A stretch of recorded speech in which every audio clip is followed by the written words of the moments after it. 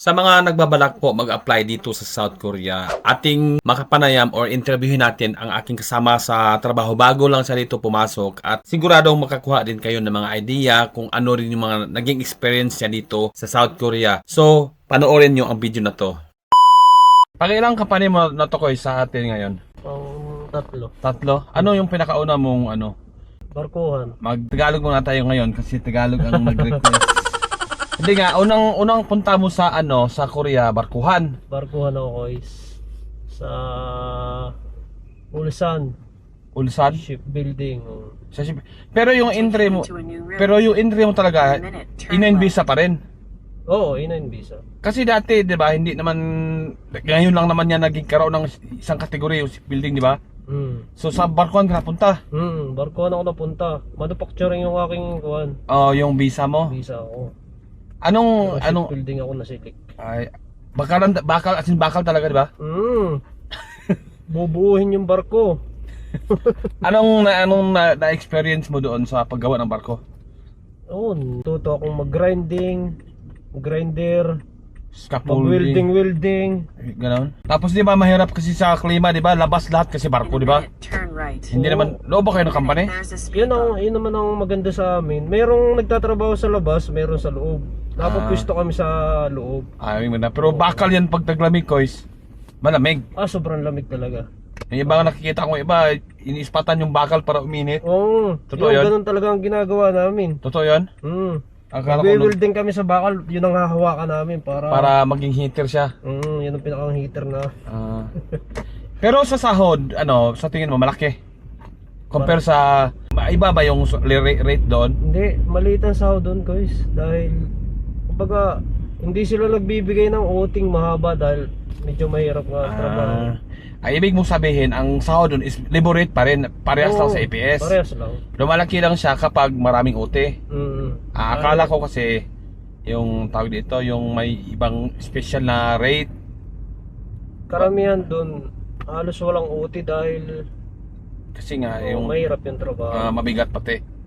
Hindi sila pinag-uuti. So naglipat ka ng naglipat ka ng company. Lumipat ako sa pangalawa. parts. So magkano ang sinasahod mo doon basically yung yung sa barkuhan, yung 1 year ka, umabot ka ba ng 1 year doon?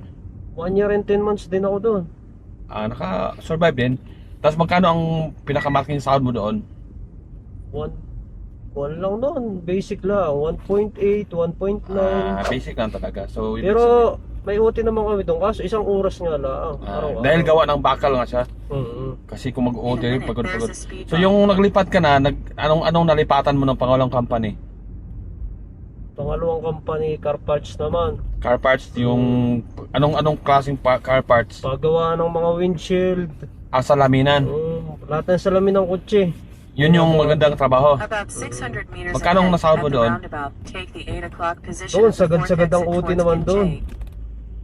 Unlimited din. Unlimited. Ibig sabihin sa experience mo, iba-iba talaga yung working hours, no? May iba malakas, may iba mahina. Doon, sumasagad kami ng 400 hours doon. Grabe. Mamatay man tayo doon.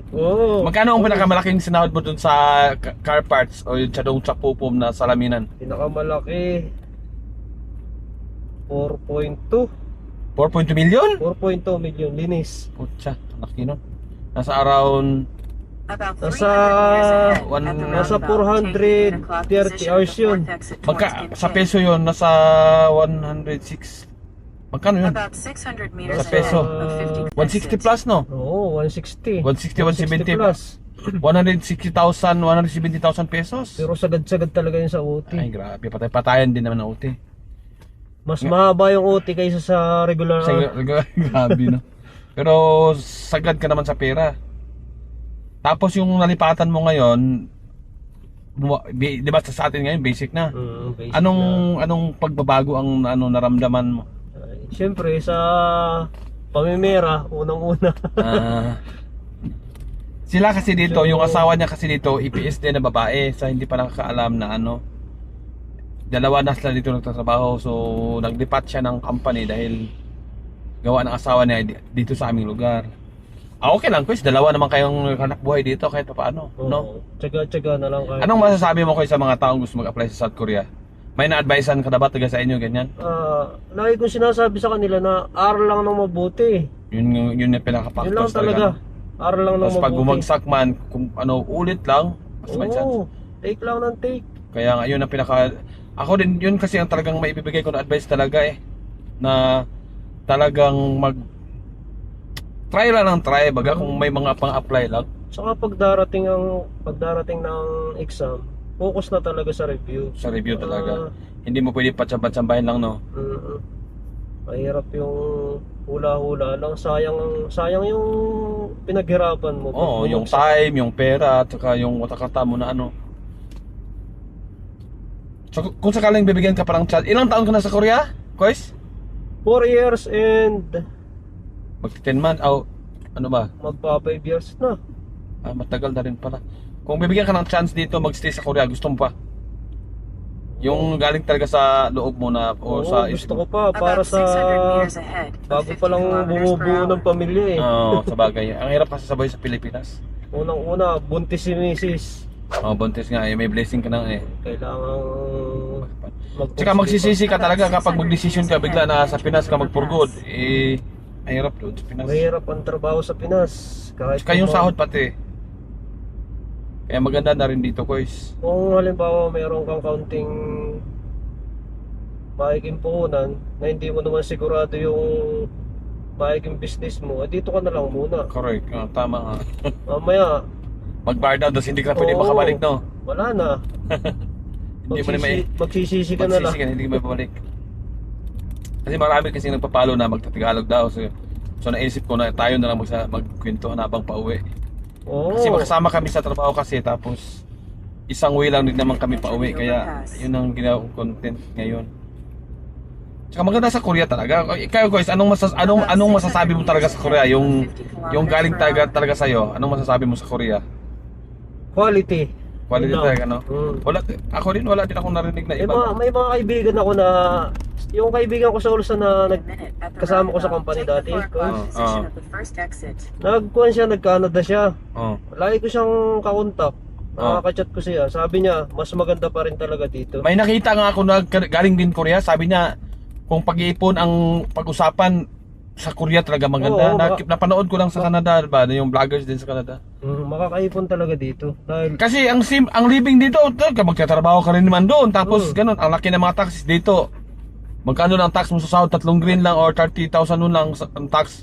Sudok je? 3 green lang kaya 1,000 pesos lang ang tax mo sa sa pinaka basic salary na ibig or 88,000 pesos. About 300 meters ahead. Sa Canada doon, ang dami daw mga taxes. tapos marami pa dito libre.